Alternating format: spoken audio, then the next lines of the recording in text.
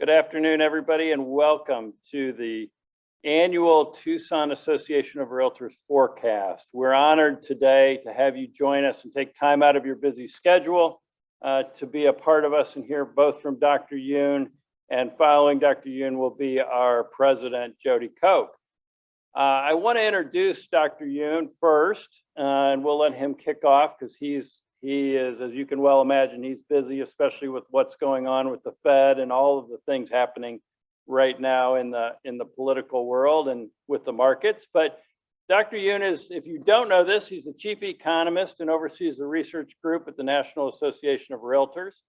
He supervises and is responsible for a wide range of research activity for the association, including the existing home sales statistics, affordability index, and home buyers and sellers profile report. He regularly provides commentary on real estate market trends for its 1.5 million realtors. Dr. Yoon creates NAR's forecasts and participates in many economic forecast panels. We're honored to have him here today. Among them, the Blue Chip Council and the Wall Street Journal Forecasting Survey. He also participates in the Industrial Economist discussion group, as well as at the Joint Center for Housing Studies of Harvard University. That's a mouthful. He appears regularly on financial news outlets, is a frequent speaker at real estate conferences throughout the United States, and has testified before Congress. Dr. Yoon also appeared as a guest on C-SPAN's Washington Journal. He received his undergrad a school up north, and for those of you in Arizona, obviously you know the rivalry between Arizona and ASU, and I'm an Indiana University graduate. He's a Purdue University graduate, so we have that same rivalry. But he earned his PhD from the University of Maryland at College Park. I know many of you have heard him before. He's an outstanding resource for the National Association of Realtors. And Dr. Yoon, I turn it over to you. Thank you for being with us today. Thank you, Randy, for the introduction, and President Jody Koch for inviting me to share some of my thoughts with you in the great location of Tucson. I have visited there. The University of Arizona campus, outstanding, but the town itself, I should say the city, is quite a draw for many new residents coming in. The real estate has been a positive surprise during this difficult COVID environment. Hopefully this Omicron variant is the last of it. Who knows what's going to happen, or maybe the next one will get milder and milder cases, but it has completely flipped our life upside down this past 2 years, almost 2 years. We cannot do normal things, even having a in-person meeting where I think there's more productivity, more gauging of people's interests, discussion, but all that has been thrown away, and now we are trying to get our life back to normal. But in the meantime, the real estate really took off, partly due to the stimulus measure, exceptionally low interest rate environment over the past 2 years. I know that is rising now, and there could be further increase in interest rate. But the low interest rate of the 2020 and 2021 has greatly lifted the housing market.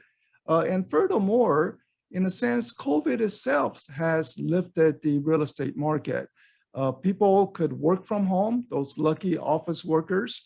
And hence, they are saying, I need a larger space house. I need more elbow room. Maybe you put a dedicated office into my home, so I need that extra bedroom. And some people say, well, if I don't have to live in San Francisco, why don't I go down to Tucson, where it's much nicer? So you see that work from home situation has greatly changed some of the dynamics. I am going to put the PowerPoint slide onto the screen. I think it's easier to follow the discussion with the graphs and charts. So let me do that right now. Bear with me.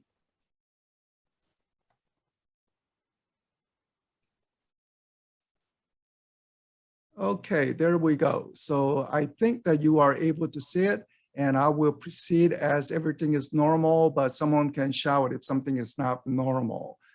So let's first start with the broader economy. So April 2020, when we had the lockdown, unemployment rate really shot up. And I think you can try to remember the first week of that. What is this? How deadly is the virus? What's going to happen to my business? So there was tremendous amount of concern all front, health, business, daily life. And government did not know, economists did not know how high the unemployment rate will go up. 25%, 30%, how high? It went up to 15%. In fact, in Orlando, Florida, completely dependent upon tourism, it went up to 30% in Orlando, Florida in the month of April.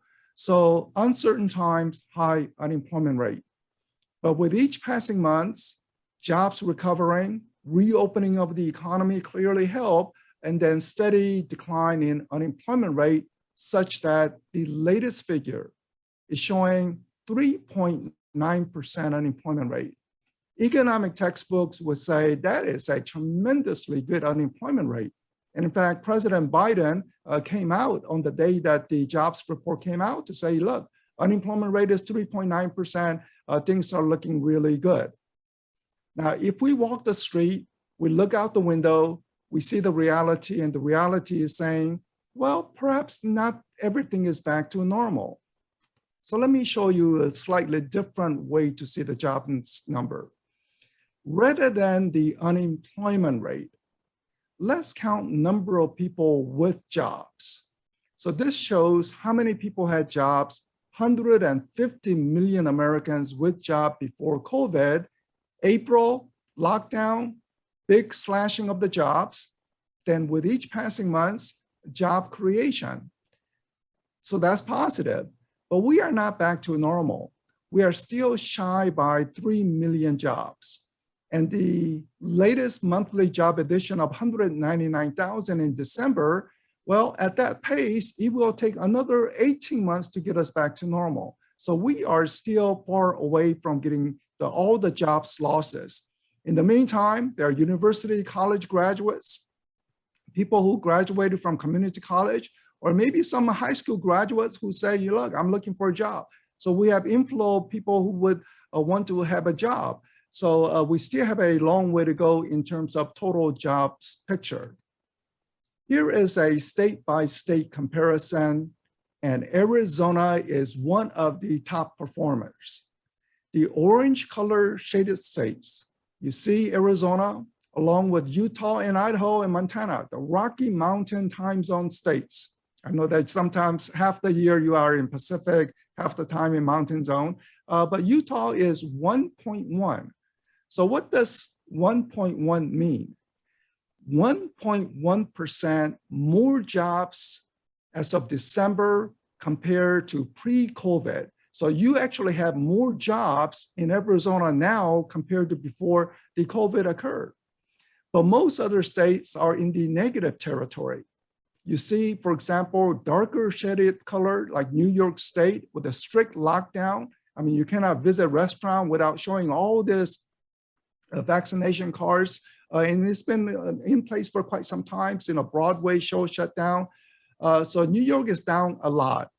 And then you see other states like, say, Michigan or Pennsylvania down more than other states who are more light blue, which is, for example, Colorado is down minimally. So the light blue color looks to turn positive very soon, in a month or two. So it looks to turn positive. Let me also focus your attention on the worst performing state, which is Hawaii. So Hawaii also has their own unique color just because they're just off outlier. They are down 11.5% in terms of jobs. But what is very unique about Hawaii is that their real estate market is just booming and booming and booming. Part of this work from anywhere situation. Some companies like Price Waterhouse are saying you can work from anywhere. Don't worry about coming to office. Maybe they will sell their office. Many tech companies in San Francisco area work from anywhere. So if that's the case, people are saying, look, I want to work in Hawaii. So Hawaii real estate market is booming. even though restaurant workers are suffering, the job market is completely not back up to normal in terms of Hawaii. Let me also focus your attention on a couple of other states. Alaska, Louisiana, Wyoming, they are actually down more compared to many other states. North Dakota. What are these 4 states? North Dakota, Wyoming, Louisiana, and Alaska. They are oil producing states. And Texas is oil producing, but they're very diversified. But the Alaska is more concentrated on oil, and oil companies right now are not drilling actively. Usually when oil prices are high and you fill it at the gas tank, you fill it up $80, wow, when oil prices are high, usually there's a lot of drilling going on to bring more supply. But somehow the oil companies are very hesitant to produce more. They're saying the Washington policymakers are very hostile to carbon energy. They made up more regulation. So they're very uncertain, and hence they are not actively drilling. And lack of active drilling or not hiring those oil-related jobs means that these states are struggling to gain jobs in the first place. And second, for the consumers, this high gasoline prices may be with us for a while. I am in Washington, D.C. The building that I am in is the first green designated building when it was constructed 15 years ago. We all are concerned about climate change. We want more green energy, but it's not a quick transition. Green energy supply, adequate supply is still many, many years away. If we don't have oil, well, we're going to suffer through this high gasoline prices. And right now, that's the situation at the moment as we are trying to transition, but the transition will take a long time. But just from your day-to-day experience, you should expect this high oil prices to stick around for a while, unless Alaska, Louisiana, Wyoming really begin to be very active in drilling. And I'm sure they want to drill more, but there's some concern about what the policymakers may do regarding various regulations and such. Let me turn to another way to look at the job market, which is quite astonishing. The red shows how many Americans are unemployed and looking for jobs. So April, the 2020, a very high number of people without jobs. Then steady decline. While the blue line is job openings, help wanted sign. Certainly, I see it here in the DC and suburb areas, help wanted sign just every time you walk the street. I'm sure that's the case in your area. There's a shortage of truck drivers. There's a shortage of construction workers. There's a shortage of just about every profession, there's shortage. So right now is very unique situation where theoretically, one unemployed person could find 2 jobs. So it's almost 2-to-1 ratio in terms of job opening versus people searching for job. So a very unique circumstance that we are facing related to the job market. Even though we have worker shortage everywhere, one area where there is a no worker shortage is in the realtor membership. People want to come into real estate. Maybe they see good news related to the housing market and say, no, I want to give it a try. That market is doing well. Maybe I want to give it a try. Other people see television shows and say, look, I could do that. And being a realtor looks quite glamorous. Maybe I want to give it a shot. What I can say is, it is a fiercely competitive business.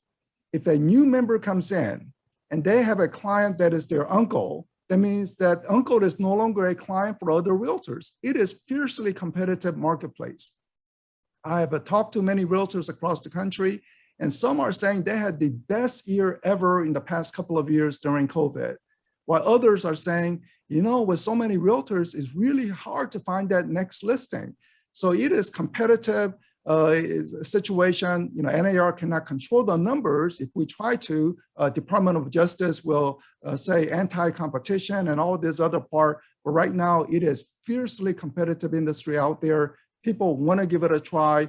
And in fact, you probably heard of the Great Resignation.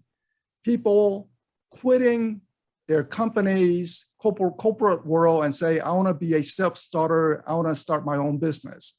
Some people may want to try restaurant business. Other people may want to try, say, software consultancy.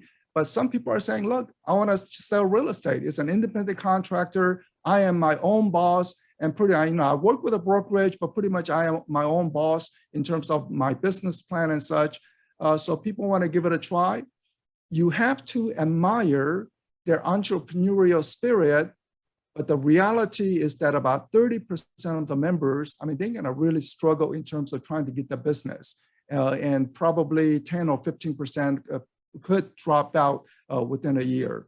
But at the same time, you have 10 and 15% coming into the industry to give it a try. But right now, all-time high, we have surpassed 1.5 million members nationwide, and it looks like we may even hit 1.6 million members. Let's look at the payroll jobs. So not the independent contractors, but people who are on a payroll, like hospital workers, university workers, working for corporations, they're on payroll of someone. And the payroll job looks like this. From year 2000, which I put as a reference line with a red line going straight across, year 2000, you saw job creation. Then there was a foreclosure crisis and people lost jobs. But from the low point in the middle of the graph, year 2010, continuous expansion in job creation. Before COVID knocked the jobs out, then you are almost recovered. Remember, Arizona is one of the few states with actually more jobs now compared to before. Tucson is almost there. Let's look at the heavyweight of Arizona, the greater Phoenix market. This is what it looks like. This is an amazing job growth over these years. More jobs now compared to pre-COVID. And also, if you want to look at 20-year time span, this is like adding 600, 700,000 more jobs in the greater Phoenix area over the 20-year time span. In fact, I think when Arizona Cardinals, the football team plays, by the way, I was cheering for Arizona Cardinals all the time because I'm not sure whether you know it or not, Kyler Murray, the quarterback, he is half Korean. I am Korean, so I'm going to pull for someone with the similar ethnicity. But when you go to Arizona Cardinals game, you will see so many Chicago Bears fans, Green Bay Packers fans, because many people from the Midwest or California and other places said, no, I'm tired of my state, I'm going to Arizona. But they're not giving up their loyalty to the team that they grew up with. But anyway, greater Phoenix area, you see the huge job growth, and the work from home situation may begin to filter in to say Prescott, Arizona, Flagstaff, and also maybe even to Tucson. People say, look, Phoenix is just way too big for me. I want to have a little quieter life, and maybe I want to test out Tucson as a possibility. So the fact that Phoenix is growing so fast will benefit your market through the filtering process. Just to show how lucky you are, this is a Chicago metropolitan job market.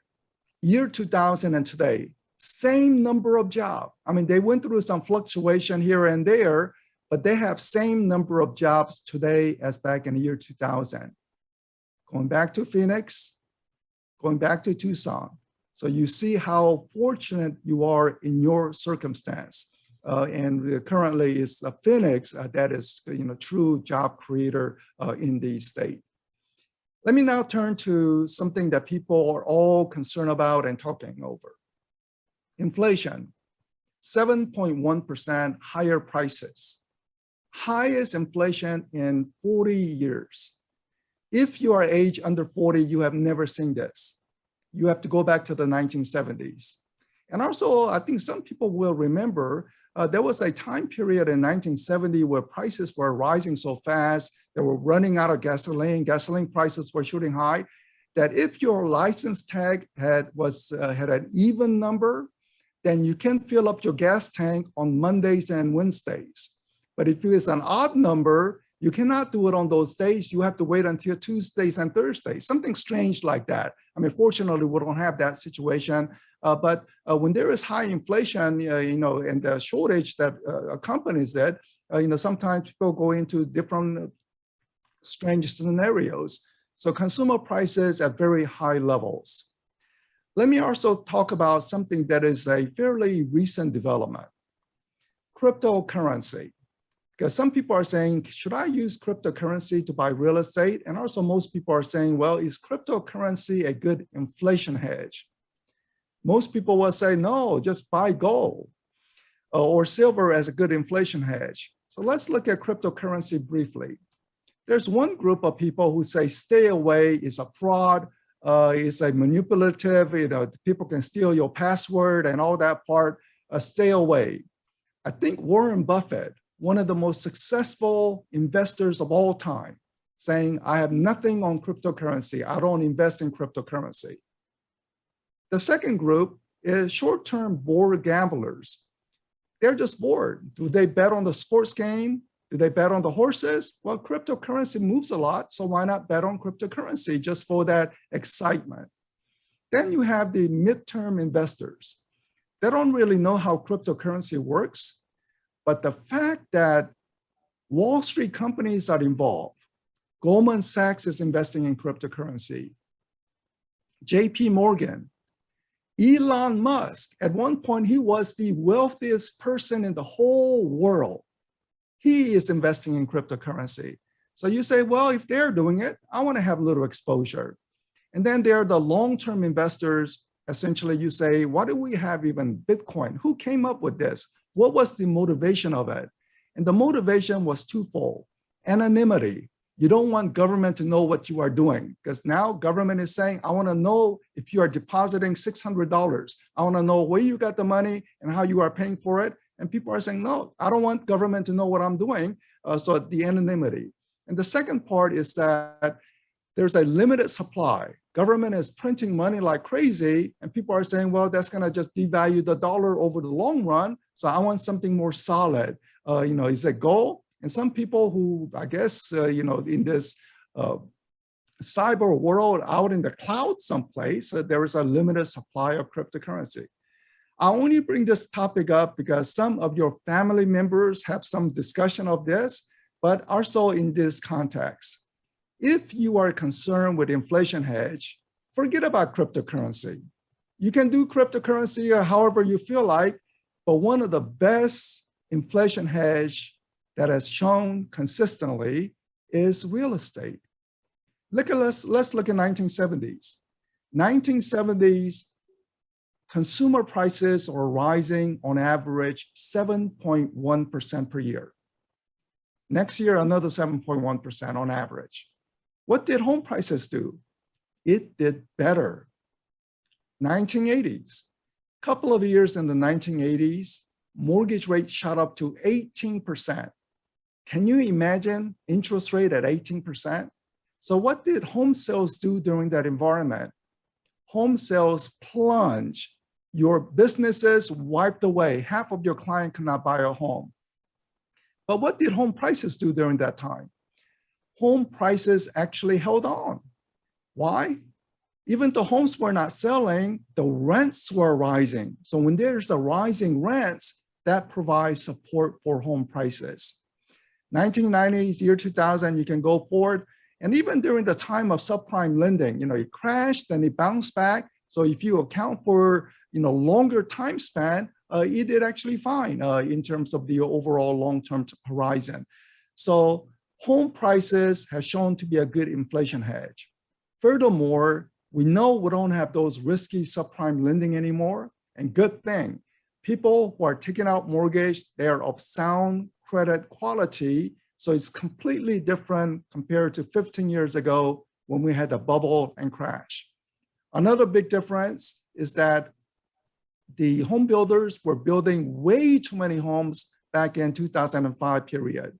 Now, home builders have been underproducing, which is the reason why we have housing shortage and lack of inventory. So completely different scenario. So if people are concerned about inflation, say, real estate is providing a very good hedge. Maybe you should at least have a good exposure to real estate.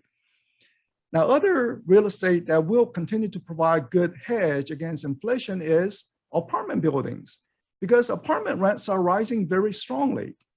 According to CoStar, new leases, not the renewal, but you have a new tenant and you are signing the lease, it is up 11%. So rents are rising strongly on the multifamily, which also may mean for some single family rental demand could be very strong at the moment. But don't get into office, because office rents are not rising. I am in DC, traffic is very light. The building behind me, half empty, building in front of me, probably empty. I know they are paying office rents, but people are not showing up because they can work from home. And big question about what's going to happen to the office market. Industrials doing very well. So if you have some exposure to warehouses, you are making money. Retail is a little dicey.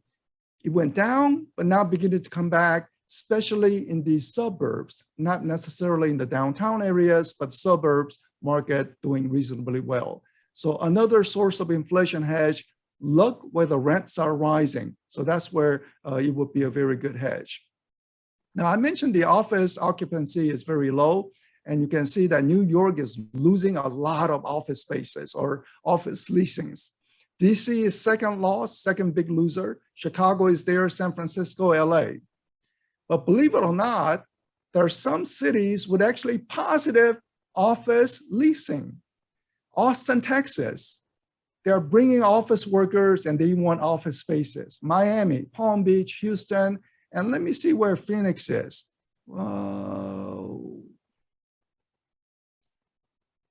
Phoenix should be here someplace since it's a major market. Oh, yes, it's in the blue. So towards near the bottom, it is slightly negative. So even though the job growth is very strong in Phoenix, they're not leasing office space to accommodate these jobs. Maybe it's a work from home, or maybe it's a factory jobs. And then you also get many retirees coming into your states. So Phoenix is essentially neutral, even though New York, DC, Chicago is negative. I think part of the reason for being negative is it's expensive. You are saying, well, it's expensive rent. I want to go someplace cheaper. But I think other reason is rising crimes. People don't like crimes. If there's crime, they say, no, I'm leaving. So that could also be contributing to the declines in these top cities that you see with a big negative. Let me now turn to the home sales market. It's divided into two parts. Before COVID, the lockdown right in the middle, and then post-COVID. So what you see is that post-COVID, we're still in the COVID environment, home sales are notably higher compared to before COVID. Low interest rates and work from home phenomena of people essentially saying, I want a larger size home, or I don't have to live so close to downtown. I don't even have to be close to Phoenix. I can live in Tucson. So that has really lifted the home sales. In terms of home building, there was a big crash during the foreclosure crisis 15 years ago. But from the low point, it's been a slow growth, inadequate supply all through this 15-year time span. Only recently is it becoming almost what we need to get. But to compensate for the past underproduction, we still need to produce more. So at least it's moving in the right direction. And this is a good news that the worst in inventory may have been last year. This year, January, you are seeing lower inventory compared to 1 year ago. February and March could be the same. But I think at some point, April, May, and beyond, you will begin to say, look, there's actually more inventory in 2022 this year, say in the summer months compared to the summer of last year. So I think we are beginning to turn the corner just because builders want to build more. There's a profit incentive. There's a large profit margin. Even with some supply chain disruptions, whatever the builders build, there's a demand for it. So I think this will lead to more inventory. Here's the data according to Tucson Association of Realtors. You should go to the website, see all the activities that is good happening. And you know, President Jody has, you know, he's running the association, guiding it very well. And one of the report, here it is. The new listing in 2021 actually up, except whatever is being listed is being picked up quickly so that inventory is not showing up. So pending contracts rising very strongly. Here's another stat. Closed transactions, 2021 up 3%. So very solid, while the actual inventory on the market is falling just because even though new listings are coming on, it's being snatched up and is no longer available in the multiple listing service. And that is why the prices are rising so strongly. Now, the mortgage rate, as you know, are expected to rise. We knew this from last year that, you know, this 3% mortgage rates were essentially bonus mortgage rates. By the fourth quarter of this year, I think something close to 4% is likely. The Fed is indicating they want to raise interest rate in March and probably a couple of more times, maybe in the summer and then in autumn. But the mortgage rate actually moves before the Federal Reserve action. So Federal Reserve actually has not done anything, but you know the mortgage rate today is higher than what it had been because the bond market react in anticipation of what the Fed may do. So be aware and prepare for rising interest rates. Inventory, I mentioned, exceptionally low across the country. But it will shoot higher because I showed that home builders are producing more, they want to produce more. But there's a couple of other reasons as to why I think inventory will increase. One is that mortgage forbearance program is winding down. The top line is mortgage delinquency. People who have been missing mortgage payment for more than 3 months or longer. So during the subprime lending days, there was high delinquency and the foreclosure rate increased during that time, which is the red line. This time, mortgage delinquency increased because people lost job in the first few months of the COVID. But look at the foreclosure. It never increased because essentially the government said, you don't pay your mortgage, no problem. You still get to keep your home. It's not a free lunch. You have to make it up at some point in the future, but you don't pay your mortgage, you can still live in the home. But that program is winding down, or some people may have already forced to exit that program. And therefore, some people, if they cannot find job, remember, jobs are plentiful, but for some people, the job matching could be difficult. Maybe they were trained as an architect and trying to find that architect job is difficult. So it's not necessarily, you know, the skill match is not there. So let's hope they can find a job, but we know that not everyone will be able to find a job. As they are coming out of the mortgage forbearance, they will be forced to sell their home. But there are plenty of buyers. There are buyers, you have buyers right on the sideline ready to grab those properties. So more inventory showing up because of this ending of the mortgage forbearance program. Final source of supply, which is hard to discuss because this is a truly American tragedy. This is the number of death certificate issued in America. Back in the year 2000, 2001, 2.5 million Americans passed away each year, you know, from heart attack, maybe automobile accident, maybe drug overdose. So 2.5 million people died each year.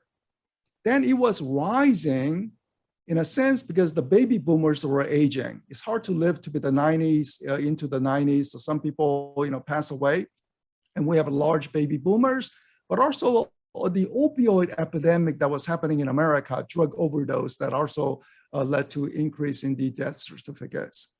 But look at the past 2 years, sharp upturn. You have to attribute it to this terrible COVID that came to the country. And this ugly virus has clearly taken a toll in America. The number of death certificates that is issued, you see how high it is rising. We have And let's just hope for the best related to this COVID disappearing and getting our life back to normal, and we don't have this unnecessary death. Now, this is the reality. So what it also means is that people who are suffering or succumbing to COVID are principally people who are elderly. If you catch COVID when you are young, probably is a couple of days out of the work. But if you are elderly, it is a huge issue. And we have seen the rise in death among the elderly population. Someone has now become a widow, and maybe they don't need that large house anymore and they want to downsize. Or in some cases, maybe it's an estate sale because there is no one there at the home. So this rise in death means that there are Americans who need a transition or better housing condition because of this terrible COVID tragedy that has been inflicted on the country. So there are people who need help in housing adjustment, either downsizing or whether estate sale, and this will begin to show up as an inventory for the market. I don't want to sound callous. I'm just trying to explain that this is the reality and this is what's going to happen. So again, this COVID terrible part came to the country and it just completely wreaked havoc, including the ultimate, in terms of the death situation. My final slide is that what can we anticipate? So 2021 finished, and at the national level, we are finding that unit sales were up 8.5%. I know in Tucson, it was up about 3 or 4%. So nationwide did better, especially in places like Florida. Home prices increased 17%, 16.9% nationwide. Certainly in the double-digit price appreciation. I think Phoenix is something close to like 25% or 30%. Amazing price increases. So dollar volume would be the combination of both unit sales and home price. 2022 forecast is that I actually see unit sales coming down a bit because of higher mortgage rates. Some first-time buyers will simply get priced out. And then they see higher mortgage rates and they are completely squeezed out of the market. So higher mortgage rate is always negative for home sales. Prices in the meantime will continue to increase. The rents are rising. And furthermore, we still have ongoing housing shortage. Prices do not decline in the time of housing shortage. The days of double-digit price appreciation may be over, but home prices will not be declining even after such rapid jump in the prior year. So overall business revenue would be roughly the same. Another way to view it is if you had a terrific year last year in terms of business, in 2022, it will be very similar to last year. Only thing is there are more realtors coming into the industry, so there's more competition. So it is fiercely competitive, but overall backdrop for the real estate industry looks to be quite healthy in 2022. So thank you very much for listening. And I'm gonna turn it back now to, back to Randy. But again, thanks for having me and thank you. Dr. Yun, thank you very much. We really appreciate your time and that comprehensive look at what's happening nationally, as well as pulling in obviously all the things that are happening here in Tucson. So it doesn't look like we have any questions in the chat. So that's okay. We're very appreciative of you being here. We look forward to future updates and we look forward to 2022 being a great year across the board for all the realtors around the nation. Thank you. Thank you. Have a great day. I hope everybody remains on the screen. It's my pleasure now to introduce to you the 2022 president of the Tucson Association of Realtors. It's been a joy to work with her, and I will, without further ado, I'll turn it over. Thank you, Randy. Thank you, Dr. Yun. What great information. What a value to those of you that took advantage of watching this special presentation that the association brought your way. So, good afternoon. I'm Jody Koch, your 2022 Tucson Association of Realtors president, and I'm excited that 2022 is upon us and the steps that we have taken at the association to benefit you, the members. My goal today is to share with you some highlights of what your association is doing for you. You pay a yearly fee to belong to the largest association in Southern Arizona, which is 6,500 plus members strong. And I want you to take advantage of all the association has to offer. Read the publications we send out twice a week and engage in the tools, classes, leadership opportunities, and events, and grow as a person and as a business professional. As president-elect in 21, I had a full year of service to my association in preparing to provide a great 2022 for you, the member. I've attended conferences, caucuses, committee meetings, leadership trainings, strategic planning sessions. Speaking of the strategic planning session, in the third and fourth quarter of 2021, the Strategic Planning Committee came together and with your survey responses and input, created the plan for 2022 and 2023. We listened. Our vision, we champion real estate and strengthen the success of those we serve by advocating, connecting, and educating. The plan is in place, it is realistic, it's specific, and it's measurable with accountability. Here are a few highlights of what's going on at the association. We are currently working on advocacy goals and are enhancing the foundation and structure to move forward and continue to help our homeowners, landlords, and tenants, and protecting our profession as realtors. We are expanding our advocacy efforts and have launched the Advocacy Forum. It will meet every other month and will address topics that will give our members information regarding issues in the communities which we serve. We are also launching local community advocates who will serve to provide information to the association on relevant activities directly involving their area of interest, and also taking information back to those communities from the association. This is a great opportunity for you to get involved in our advocacy efforts while growing your business. We continue to update our association building to be agent friendly by offering our Midtown Member Center. This is an area where you can meet with a client, make a call, do some work, maybe relax in between clients for a couple minutes, get a beverage, come in and use that space. The Blue Agave Room is complete and offers state-of-the-art hybrid and Zoom opportunities for classes, meetings, and events. Here we are today, being able to bring this to you because of this special technology. We are also in the midst of an update to our MLS Tech Room and Testing Center with new paint, flooring, and furnishings. We have created a yearly calendar, not an easy task, but we've put together a calendar with the goal to not stack events too close together. We took into consideration charity events, local, state, national association events, all the different committee activities, monthly meetings, classes, and of course, some fun times. The calendar is full and will be posted on our website. Check out a couple of months in advance and choose some things that will enhance your business and yourself. We continue to monitor the pandemic and CDC guidelines and put in place the recommendations needed to allow the environments with safety in mind. The pandemic continues to be an impact on each and every decision we make.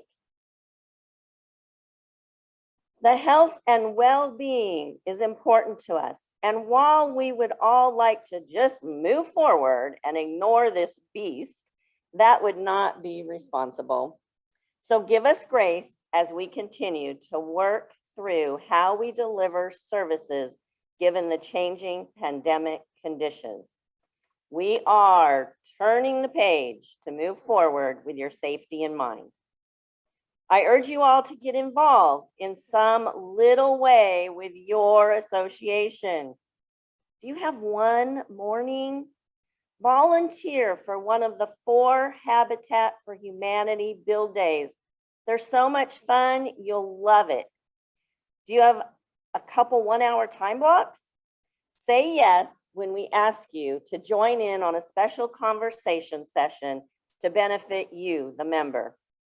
How about an hour and a half every month to sit on a committee and share your great ideas? You'll be glad you did. To sum it up, a quote from Socrates: "The secret of change is to focus all your energy not on fighting the old, but on building the new." We are in good hands as we work hand in hand with our CEO, Randy Rogers, his great staff, along with your elected Tucson Association of Realtors Board of Directors. I thank you all for your valuable time today.